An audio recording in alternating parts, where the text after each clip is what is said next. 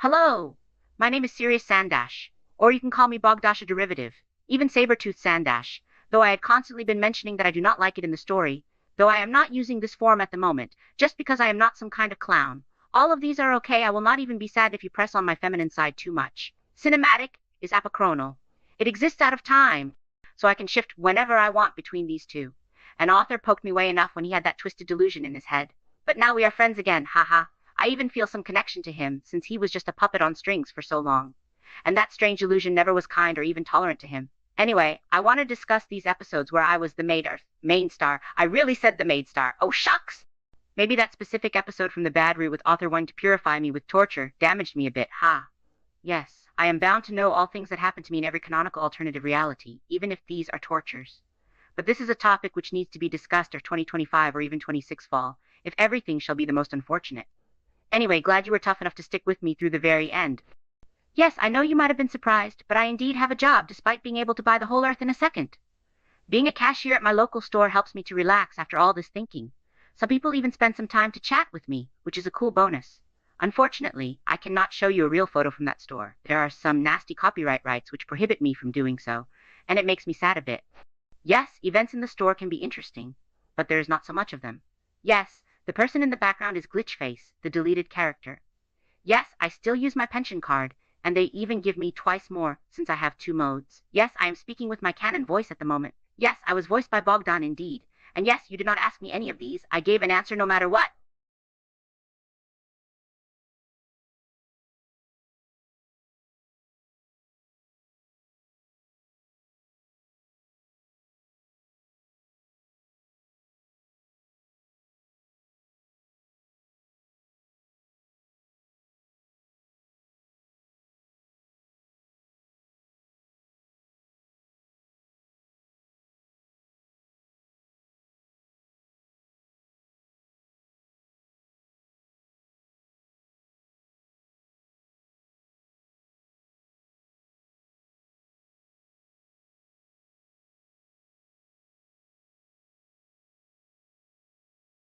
Anyway, you should know what I shall exactly cover in my speech today, and this will be neither some unusual prequels to my saga from the Great Bogdashonic Saga collection, because there is none of them, nor some giddy stories about the events that after the reboot. If Bogdan had a strange idea to come up with writing both pre-reboot and post-reboot lore, it would have been impossible because of the amount of work increasing.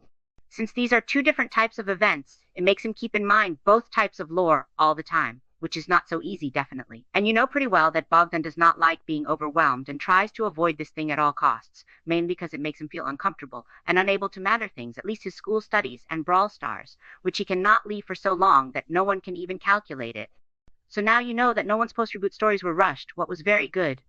But there is a different problem, the lack of work on post-reboot content. Anyway, this is not my problem, and you shall hear some exclusive content. Yes, it was already mentioned. The book just told it in a short and less structured way. Technically, some notes there were so rushed and so made on the spot that I want them to be deleted with all my heart. Okay, not all of those were horribly bad. Some were better. For example, a discarded list with a description what each hybrid could do was meant to do how we say now. This got almost entirely retconned and rebranded. Brawl Talk reviews were simply pulled to the review file, and an infamous explanation which sounded something like, "Can Sirius Sanddash and Bogdasha Amomos meet up so that they could have a cursed pillow fight?" Oh ho ho.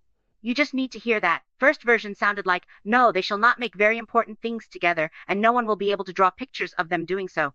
Second version, which added a line, "They shall not do that just because the author might notice them in one way or not. Technically, they have an ability," made me laugh even more.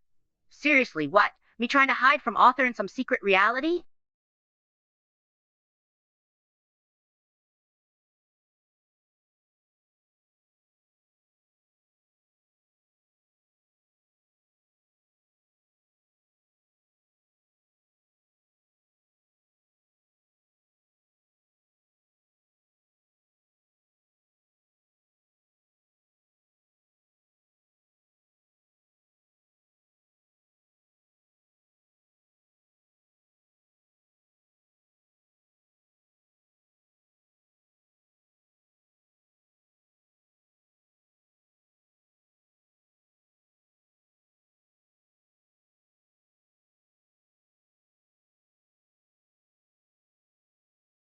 You can clearly see why I suddenly became so joyful, because this joke is another level.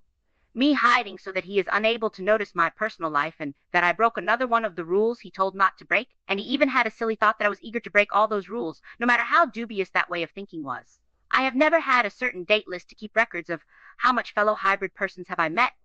Never I even dared to count how much money have they spent on me, and whether we had a typical sleepless night, or not. Of course, that sleepless night, in author view, needed to have a few pages of parameters for rating in that strange notebook, such as was it pleasure in the first or not? Was it long enough? Was it stable? Was it mild or was it sensual? Was it not too boring? And if there appeared some drunken divinations. This only makes me laugh. Poor author had been a virgin all this time in my timeline, so no wonder he could not realize his fantasies. But here I shall change the topic for a while, and I'm so sorry if my reminder of that small example how author saw the world around him at that time disturbed anyone. I have no spare time to discuss why author ever said this or that silly thing. He was not real at that time, you already know. After all, that strange delusion has always knack for making him way too lunatic and downright odd in every sense every time it managed to get into his head. It is a pity I never had a chance to meet his original state before all those bizarre events. Anyway, enough rambling about all these silly things. I remember you really wanted to hear a long and interesting story about my character development arc, as you call it. You will get it, have no worries. I had a blast writing this speech, and Bogdan had one too. The integration with the video tool was also fantastic, and I am really fascinated how perfect my slightly grumpy but still sagacious aesthetics just a minute ago, well, not grumpy, more like focused, since you have already seen grumpy me, and yes, that might have been a good sight. But author was not a protagonist then.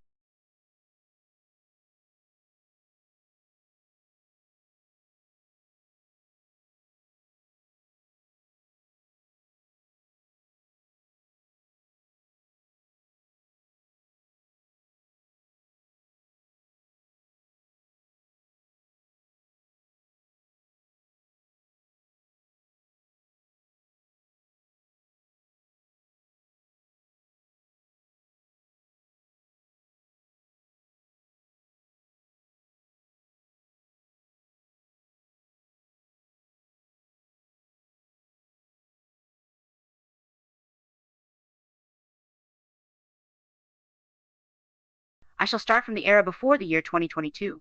Bogdan really liked listening to Sia or Sia Furler songs than shit cool lyrics and vocals, and he had a lot of ideas to express and many stories to tell at that time. But he knew that he could not sing Sia songs as a lyric hero no matter how much he wanted, because he did not have nor her unique voice, he was a man instead of woman, and he simply did not have her style, her vibe.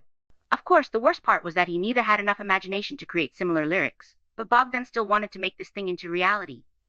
Even as a concept for personal usage, this was just enough for him. So his consciousness started working on a plan how all those mentioned mishaps could be outmaneuvered, how this could be put in his diary so that it would not look out of place. And all needed to have a secret meaning. Time passed and a lot of new songs were written. Some people thought that all the rhymes were used up already, but it was a fat lie. Bogdan watched all this and gradually came up with new ideas while also trying to figure out how to make them fit in. And there was the first important milestone, when this process of thinking and reflection accelerated for him, when they came up with an idea for that Funk Friday game, in April 21, if exact.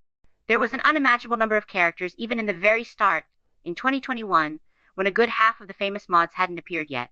They were all special in one way or another, but that they also sang songs, which were both highly unusual and really pleasant to listen to at the same time. And, yes, as you already know, there also were some cool female characters and some cool chromatic scales. Yes, chromatic scales thing is an overclated way to say voices if you need a short explanation. Nothing unusual, there was Shia funny incident again.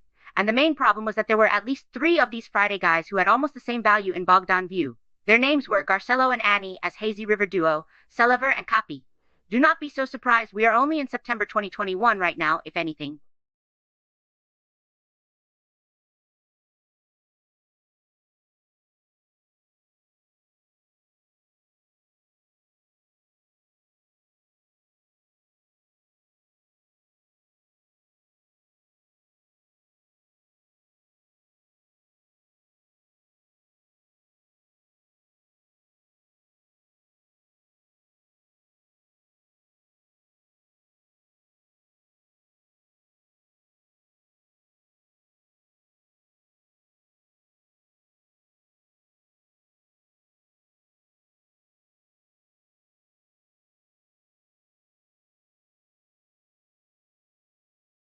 Back on track.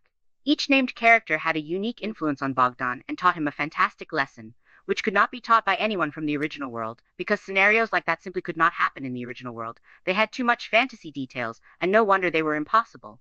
And no one even thought that Bogdan could write well, only his parents maybe. But I am going too philosophically again, sorry. Well, Bogdan had already described most of him in a lot of his diary entries. He was one of the best characters in the mod community, who stood out in a good way. He did not have an anger quirk and a notorious third phase quirk. He did not blame boyfriend for any— no, Garcella was just glad to spend his final moments with him. He knew that his destiny was not the best, but he did not make it worse by cheating against boyfriend. Maybe if he was less addicted to any bad things Daddy Dearest gave him long ago, the outcome would have been worse for boyfriend, with my bad scenario breaking loose. But that did not happen. I am really glad that did not happen. The only cliche quirk he had was being a victim, but as far as I know now, almost all people in Funkin' reality are either teamed with that purple guy or suffer from him, so no pretense to Garcello. Anyway, all plot in the original game is basically centered about anything related to Daddy Dearest trying to make boyfriend less alive so that girlfriend could find herself someone different. Strange. Purple's there with Garcello again. He did make some mistakes, but he had more good in him, and that granted him a chance to visit Ghost Cafe. This was the reason he was never forgotten in game lore, and by fans. On the first glance, she was Garcello's respective girlfriend. But her creator Atsuover had all those Funkin' soundtracks. Their greatest work was Mediocre, a truly fantastic song with a cool plot, where its lyrical hero was trying to convince herself she was good enough, that all these underestimations exist only in her head, and in reality she can do everything well, even very well!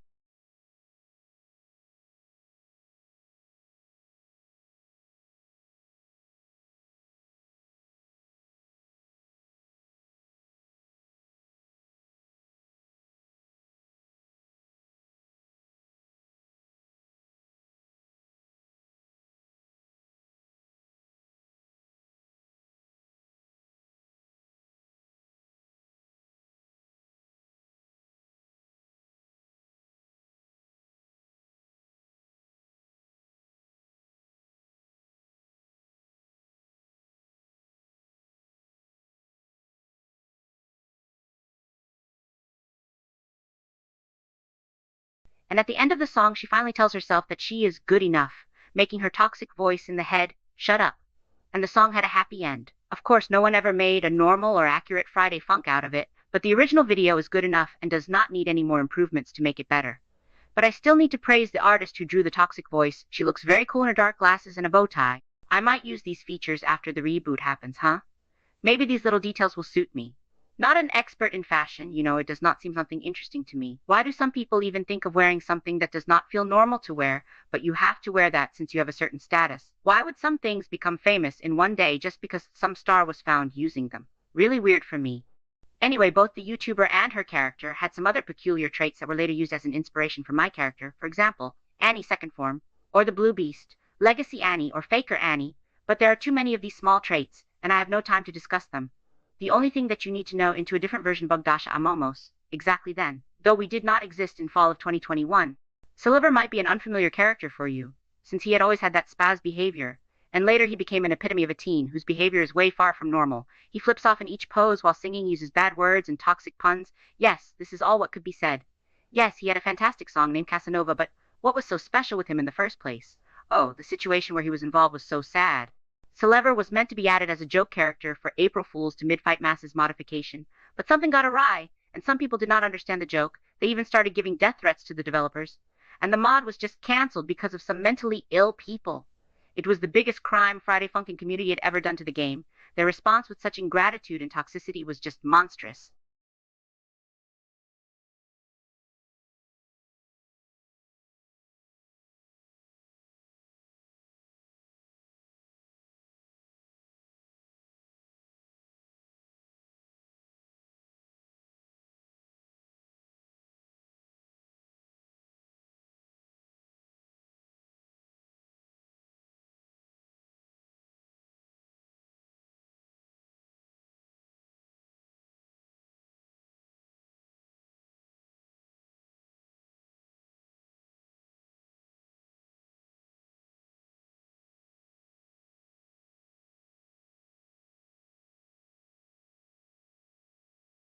This is why I strongly believe anyone who works on a certain project on their own or with a team needs to remember that some people who see their magnum opus are going to be just envious that they have no power or fantasy to create something themselves, and no wonder they try to diminish others' work.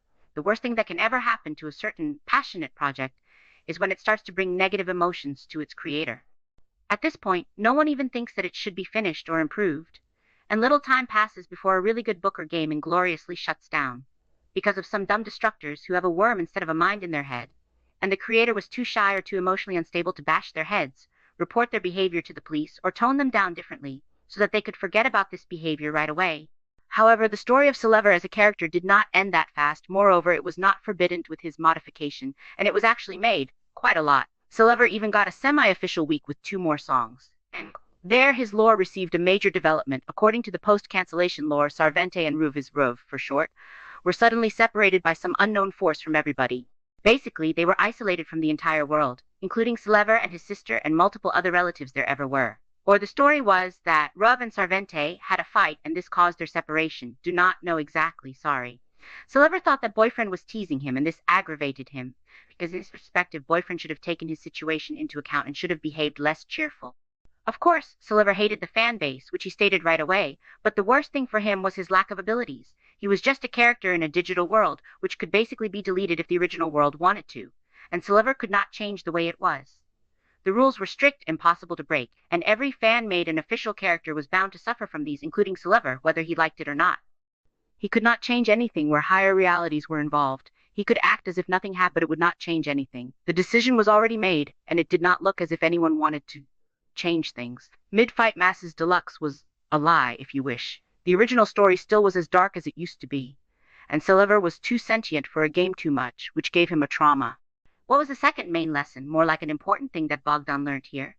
Well, he saw a cool demonstration of how sentient characters work. On the one hand, they have the most profound dialogue and immersion in the play because they're not just puppets dancing to a tune. They know what they are doing. But on the other hand, they experience much more intensely any atrocities that authors and the real world send at them. It is one thing when you make fun of your character and arrange some amazing adventures for him, like in my case, because it's just that he's such a strange author, and in the end everything will be fine again, or at least pleasant. But when some third parties attack him and situations similar to canceled projects begin, the character will experience much more stress. Any normal author who treats their characters right wants to prevent this.